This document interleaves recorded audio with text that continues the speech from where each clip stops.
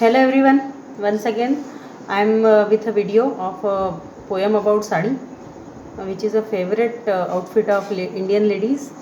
भारतीय महिलाओं के द्वारा पसंद किया जाने वाला या भारतीय महिलाओं की पहली पसंद का गौरव प्राप्त साड़ी, इसके ऊपर मैंने कुछ लिखा है क्योंकि ऐसा लग रहा है मुझे कि आजकल थोड़ा सा इसे कम पसंद किया जा रहा है और डेली में नहीं पहन रहे हम। मैं दूसरों की बात तो नहीं करूँगी, मैं अपनी खुद की स्वयं की बात अगर मैं करूँ तो कहीं पीछे छूट गया है, साड़ी पहनना कम हो गया है। तो ऐसे ही एक दिन विचार आया, एक दिन मैंने साड़ी पहनी थी तो सारे लोग पूछने लगे कि आज आपका बर्थडे है मैडम। हस्बैंड भी बोले कि आज तुमने साड़ी कैसे पहन ली।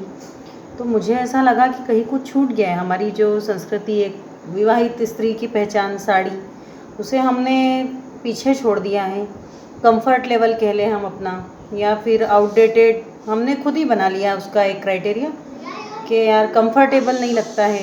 रेनी सीज़न है, रेनी सीज़न में रेन के कारण नहीं पहनते हैं, ठंड के दिनों में ज़्यादा ठंड लगती है तो नहीं पहनते। तो फिर मैंने सोचा कि इतनी सारी साड़ियों का क्या होगा।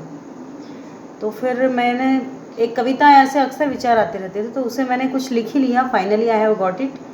So let's enjoy the poem which is about the sari. तो वो कुछ इस प्रकार से है दोस्तों कि सुबह सवेरे की भाग दौड़ में जब अलमारी खोलूँ मैं, अनेक साड़ियों को मुंह फुलाए पाऊँ मैं। कर रही आपस में खुसुर पुसुर, साड़ियाँ आपस में बात करती हुई सी प्रतीत होती मुझे कि कर रही आपस में खुसुर पुसुर, कब आएगा अपना नंबर। एक दो तो गिर ही पड़ी, साड़ियाँ इतनी ज़्यादा हैं कि वो गिर जाती हैं अलमारी में से। जब अलमारी खोली जाए तो साड़ियाँ गिरने लगती हैं। तो एक दो तो गिर ही पड़ी मेरे कदमों में, लगी रिझाने मानो कह रही हो पहन भी लो, अब क्यों वक्त ज़ाया करती हो इतना सोचने में। पीछे रखी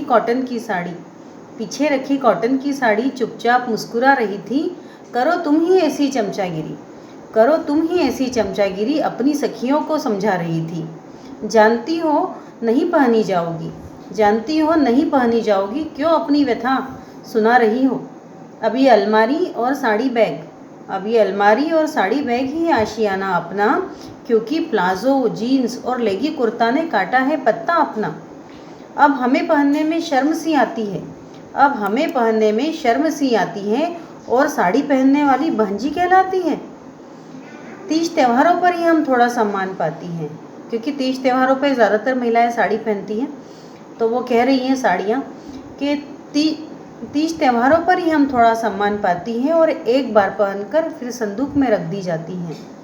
बीत गया वो दौर जब हमें सिर पर बैठाया जाता था, किसी के द्वारा दोनों कंधे पर रखकर हमारा मान बढ़ाया जाता था।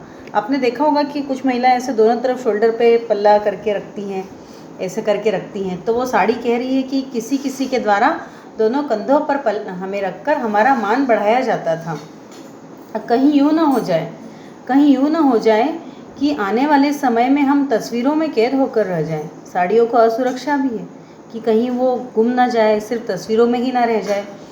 तो कहीं यूँ ना हो जाए कि आने वाले समय में हम तस्वीरों में कैद होकर रह जाएं और हमारा भी कोई पार्ट किताबों में आ जाए। साड़ी पहनने वालियों को शायद अब वीरता पुरस्कार से नवाजा जाएगा, क्योंकि आने वाली पीढ़ी के द्वारा शायद ही हमें आगे ले जाया जाएगा। साड़ियों का ये वार्तालाप इससे अधिक न सुन पाई मैं, सच्चाई जानकर मन ही मन लज्जित भी हुई मैं कि हाय, ये सच्ची तो कह रही है, हमने कब इन्हें बहुत ही दरकिनार सा कर दिया है, एक तरफ कर दिया है।